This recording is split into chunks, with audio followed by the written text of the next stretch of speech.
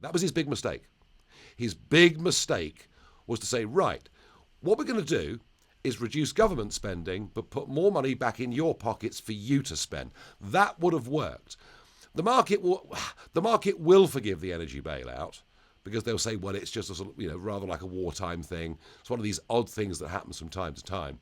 So, big principle, big ticket stuff I like very much. Presentation, delivery, pre-leaking some ideas so the market might get used to it.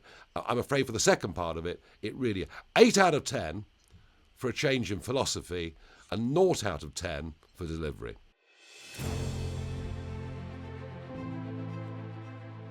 Two weeks, Nigel. You left the country for 2 weeks and the Conservatives blew up the bond market, the currency market, the stock market, and on a global basis. What happened?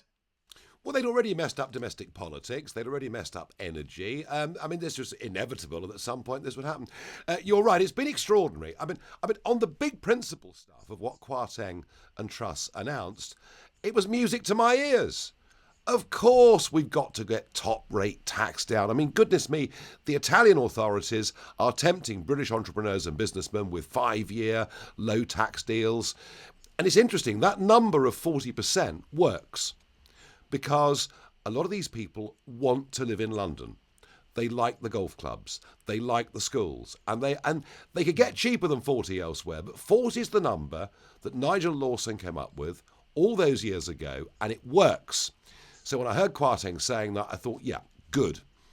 When I heard about growth, increasing growth with supply-side reform, I thought, good. I thought, does that mean we're going to attack Solvency II? Does it mean we're going to attack MiFID? Areas in our industry that haven't protected a single client, but have driven businesses away from London. All of that I liked. The problem was the globalists do not want tax cuts of any kind at all. They've all honed in on what the cost of tax cuts is, not even bothered about what the potential energy bailout might be. And in the face of all of that, and not proposing a single other cut to expenditure, that was his big mistake. His big mistake was to say, right, what we're going to do is reduce government spending, but put more money back in your pockets for you to spend. That would have worked. The market will forgive the energy bailout because they'll say, well, it's just a sort of, rather like a wartime thing. It's one of these odd things that happens from time to time. So, big principle, big ticket stuff I like very much. Presentation, delivery, pre-leaking some ideas so the market might get used to it. I'm afraid for the second part of it, it really 8 out of 10 for a change in philosophy and 0 out of 10 for delivery. So here we are now, and astonishingly, just a couple of hours before this conversation, the governor of the Bank of England, Andrew out to lunch Bailey. Andrew utterly blooming useless at the FCA. Nigel, I preferred him when he was out to lunch. Andrew, who should never have been appointed governor of the Bank of England, is a complete loser. Who, of course, as we've repeatedly said, misread inflation when you and I were banging on about it from last January. Then when it occurred, said it was transitory, and now presses a red button called panic. Utterly useless in every regard.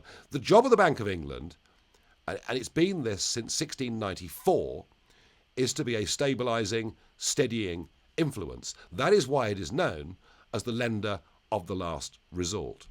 And what he's done this morning, or last night really, is to literally throw the government under the bus, throw the markets under the bus, and to cause panic. Number one, absolute dereliction of duty on his part, dreadful. And number two, the fact the pensions industry has got itself into this mess. The fact the pensions industry, urged on by the regulator, holds so much of its money in gilts, and again we've touched on this over the course of the last 18 months, actually goes to the very reason why Fortune and Freedom was started in the first place. Because I, having spent 20 years doing politics, came back to look at my private pension provision, was horrified by what I saw in terms of the way the industry had managed it, and thought, you know what, we can do better. without those people taking their fees, obeying bad regulation. The pensions industry is a disaster. They literally cream off our money every year, follow terrible rules, give us awful results. And this really, what you're seeing over these few days tells you two things. One, Bailey was the wrong appointment. But two, the pensions industry, frankly, isn't fit for purpose. Nigel, we're recording this on a Wednesday, and you've had some internet issues this morning, so I'm going to read you out the headline from the Financial Times website because it's rather relevant, and it's what I thought you were going to say. Hold on 1 second. So the headline from the Financial Times right now, as of 43 minutes ago, is Bank of England signals to lenders it is prepared to prolong bond purchases after all. So by the time people are watching this on Friday, who knows how many more times he will have changed his mind about this, saying he won't extend it beyond 3 days, saying he will extend it, causing complete chaos and carnage in the market. This is complete mismanagement. He's been lambasted. Well, he's been lambasted from every side now that he's changed his mind so many times. We've gone from QT to QE to QT to QE within the space of 2 weeks. It is a complete mess, and it's no wonder the markets are completely being routed. You turn if you want to. The lady's not for turning. Goodness me, that now looks like ancient history, doesn't it, with our government and with our governor? Well, look, you've brought me up to speed with the news, but hey, it doesn't change my comments one iota. Yeah. Utterly incompetent, out of his depth, needs to be sacked as quickly as possible. I remember I was interviewed shortly after that mini budget was published, and I thought it was all a bit of a storm in a teacup because it didn't make much of a difference financially relative to all the other things that were going on, such as the energy bailouts that you mentioned. And then on Monday, all hell broke loose in financial markets, and I couldn't believe it. Yeah. It's really not a huge tax policy change in terms of as a percent of GDP. No, but it also shows you how left-wing and how globalist the Conservative Party's become. Yeah. Because so many of those backbenchers opposed it. Because you know why?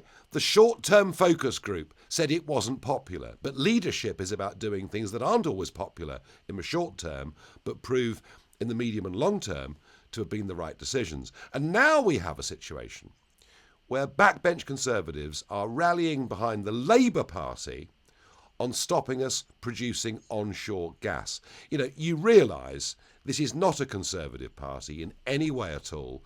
They will lose the next election. They thoroughly deserve to lose the next election. And perhaps then they can rethink a sound economic framework. Politics is a game of the lesser of two evils. And you commented on our Tuesday meeting that Labour is becoming more and more electable. Look, this is not Jeremy Corbyn we're talking about. It's Keir Starmer. And of course, is he going to put taxes up any more than the Conservatives have? I very much doubt it. Is he going to intervene in the markets more than the Conservatives have? I very much doubt it. His government will, on economic policy, frankly, be very similar to what we've seen for the last 12 years from the Conservatives. I am not in the least bit scared of Keir Starmer as Prime Minister.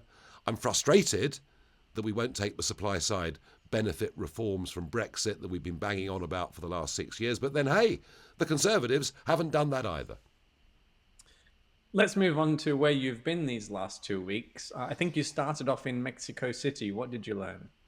That it's a huge place with a sprawling suburbs, the likes of which I have never seen. I just missed the earthquakes, actually, by about 24 hours. So I was perhaps fortunate in that regard. I was there for a conference, an entrepreneurs conference of people who are preparing plan Bs, thinking about, do they have to leave Canada, leave the UK, leave the USA? I think the single biggest fear in the minds of those people were central bank digital currencies. The idea that this is now being actively, genuinely discussed, that added to high regulation, that added to high taxation, and so people discussing what are the good jurisdictions to move to go to, if that has to be. So that was a very interesting conference, and in particular, the most concerned group of people were the Canadians. Really worried that Trudeau gets back in and all sorts of wealth taxes, super taxes, and perhaps even perhaps even retrospective taxes get brought in. And I'm not talking here about criminals that don't want to pay tax. I'm talking about people here who are scared of what government might do to them. And of course, it may be a distant memory, but remember the situation we had back in the 1970s in this country, with income tax on earned income up to 83% and on unearned income up to 98%. All of this has happened before. So that was interesting. And then it was down to Australia, where, of course, I bumped into you in Brisbane. And I was in Brisbane, I was in Canberra, I was in Melbourne, I was in Sydney, mixing with business people, political people, media people. Interesting. Obviously, Labour are now in power, although Labour didn't win the election. The Conservatives, they're known as Liberals down under, don't ask me why, but the Conservatives lost the election. And I'm now seeing splits emerging in Australian conservatism, and absolutely at the heart of that battle is net zero. You know, Australia is a primary producer of coal, of gas, of zinc, of many, many other primary commodity products. And if Australia is going to follow down the net zero route that we've been down, that would be catastrophic for the country. So Scott Morrison went to COP26, signed them up for net zero without any debate in Australia at all. And that's going to be a huge battle that goes on. And it's not that people are climate deniers or whatever phrase it may be. What is the point of any of this when China are building 80 new giant coal-fired power stations every single year? I think there's something that can be learned from the Australian situation, because, as you say, they export vast amounts of coal. I think coal overtook iron ore as the top export in 2021 or 2022. They export vast amounts of gas. And yet, if you read the Australian newspapers, they are full of examples of shortages of coal and gas in Australia. And I think that reveals a lot about the nature of the debate, that even if you have the stuff, if you've got the wrong people in government, you're still not going to get it. Which is and crazy. You're still going to struggle with the economic consequences. Yeah, it's crazy. So the people sort of advocating, a supply boom in the UK, be careful what you wish for. You might be selling it all to the Europeans if you vote the wrong sort of politicians into power.